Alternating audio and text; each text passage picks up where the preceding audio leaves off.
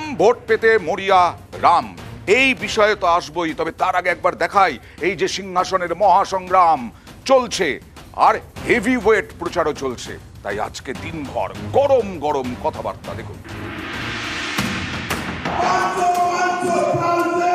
বহিরাগত দস্যু দাঙ্গা ধর্ম যত রকমের উস্কানি দেওয়া যায়। राम मंदिर का विरोध करते थे, 35 दीजिए, बंगाल को हम घुसपैठ से मुक्त करा देंगे। না মন্দির না মসজিদ, दीदी, मेरी बात कान खोल कर सुन लो। No vote to BJP. 30 सीटें जिता लीजिए, ममता दीदी की हिम्मत नहीं है। बंगाल में ऐसा कायदा नहीं चलता है। एनआरसी वोट देवो ना, हिम्मत नहीं है, सीए को हाथ लगाकर देखे। আমরা জীবন লোক का क्या करते देवो ना। बम धमाके कर कर बंगाल की कानून और व्यवस्था की धज्जियां उड़ाई हैं। কারণ হাত দিতে দেবো না। বাংলার মা বোনেরা সম্মানিত। संदेश खाली रुकना चाहिए या नहीं रुकना चाहिए? আমি হাওয়ায় কথা বলছি। সারা দেশও চালাবে আর তোমাদের কাছ থেকে বুঝে নেবে। 4000 পুলিশ নিয়ে 3000 লোক হয়েছে। অভিষেককেও তো খুন করতে গেছিলি। माटी को बांग्लादेशी घुसपैठियों के हवाले किया। এদের রেখে দিলে আলসার আর বাড়তে দিলে ক্যান্সার। 35 सीटों का लक्ष्य रखा है। আমি বলি আগে তুমি 10টা সিট পেয়ে দেখাও। দ্বিতীয় দফায় এদের কোমর ভাঙবো, চতুর্থ দফায় হাত ভাঙবো, পঞ্চম দফায় পা ভাঙবো, ষষ্ঠম দফায় হাঁটু ভাঙবো, আর অষ্টম দফায় হলো হরি হরি বল। अब समय आ रहा है तृणमूल कांग्रेस पार्टी को सबक सिखाने। भारत माता की জয় বাংলা। জয় বাংলা। जय श्री राम।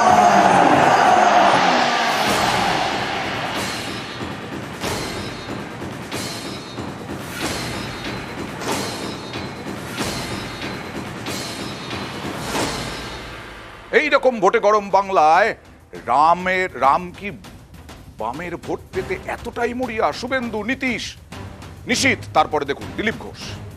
আমি আবেদন করব আমার কংগ্রেস আর সিপিএম এর বন্ধুদের কাছে, যারা ভোটার তাদের বলবো আপনারা মোদির সঙ্গে থাকুন, মোদির হাত শক্ত করুন। এই বিজেপি আজকে সিপিএম আর কংগ্রেসের হাত ধরেছে কেন? ওরা চায় সংখ্যালঘু ভোটটা কংগ্রেস আর সিপিএম নিয়ে নিক, যাতে তৃণমূল জিততে না পারে। আর তৃণমূল ছাড়া ওরা কাউকে ভয় পায় না।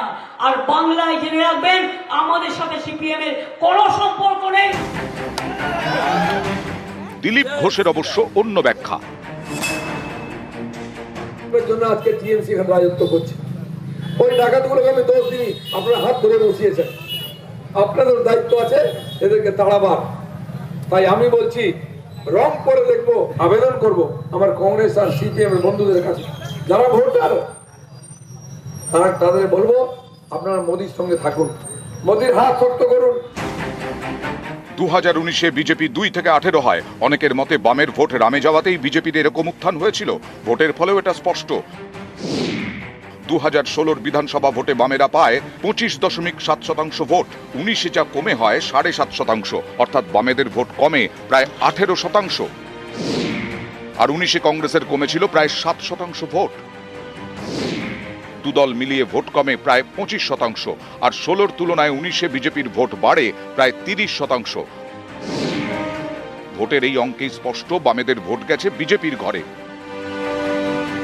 পর্যবেক্ষকদের একাংশের মতে 21-এর বিধানসভা ভোটে কিন্তু বাম ভোট সেভাবে রামে যায়নি। ভোটের ফলও সে কথা বলছে। 19-এর তুলনায় 21-এ বিজেপির ভোট কমে প্রায় 2%, তৃণমূলের বাড়ে প্রায় 4%। বাম এবং কংগ্রেসের ভোট কমে 2% করে, অর্থাৎ মিলিতভাবে 4%।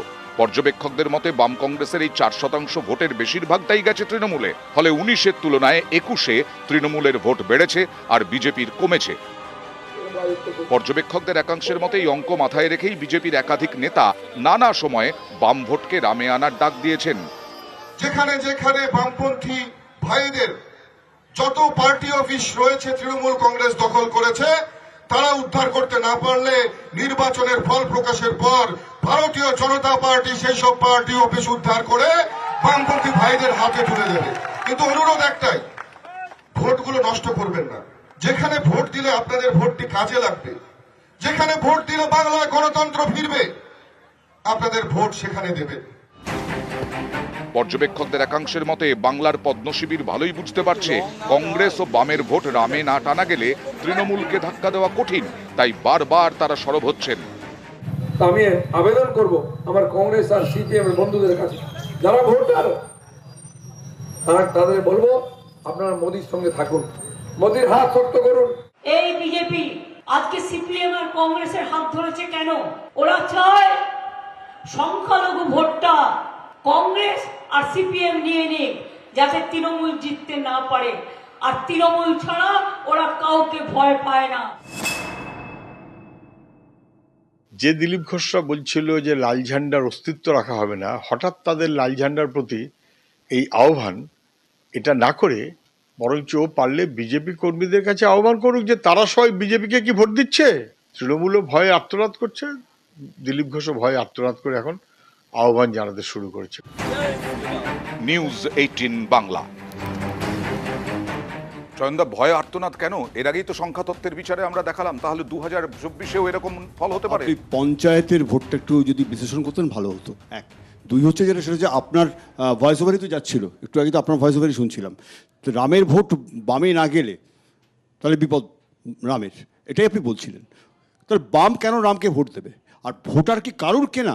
এই যে এই ছেলে মেয়েগুলো বসে আছে, এরা কাকে ভোট দেবে আমি বলে দেবো না, আমি বলে দেবো কাকে ভোট দেবে না, কিন্তু সংখ্যা তত্ত্বের বিচারে, সংখ্যা তত্ত্বের বিচার হতেই পারে। হ্যাঁ, সিপিআইএম এর যারা সমর্থক ছিলেন 2011-তে, যারা সিপিআইএম কে ভোট দিতেন, বামফ্রন্টকে ভোট দিতেন, তারা তৃণমূলকে ভোট দিয়েছিলেন, তৃণমূল জিতেছিল। এক সেকেন্ড আমাকে শেষ করতে দিন।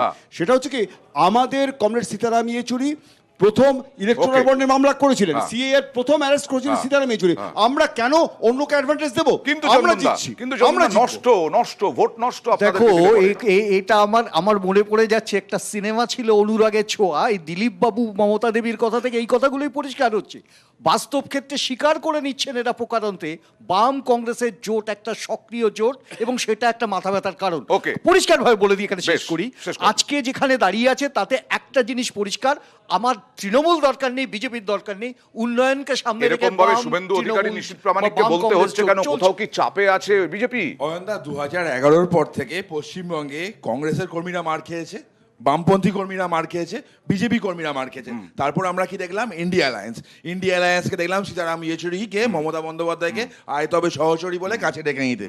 দেখো, পশ্চিমবঙ্গে যারা লড়াই করতে চায়, সত্যিকারের তৃণমূলের বিরুদ্ধে যারা লড়াই করতে চায়, তারা তৃণমূলকে ভোট দেবে না, আর বাম কংগ্রেসকে ভোট দেওয়া আমার তৃণমূলকে ভোট দেওয়া। শেষ কথা হচ্ছে, করতে হলে বুক ঠুকে বিজেপি করুন, লুকিয়ে লুকিয়ে তৃণমূল তো সাম্প্রদায়িক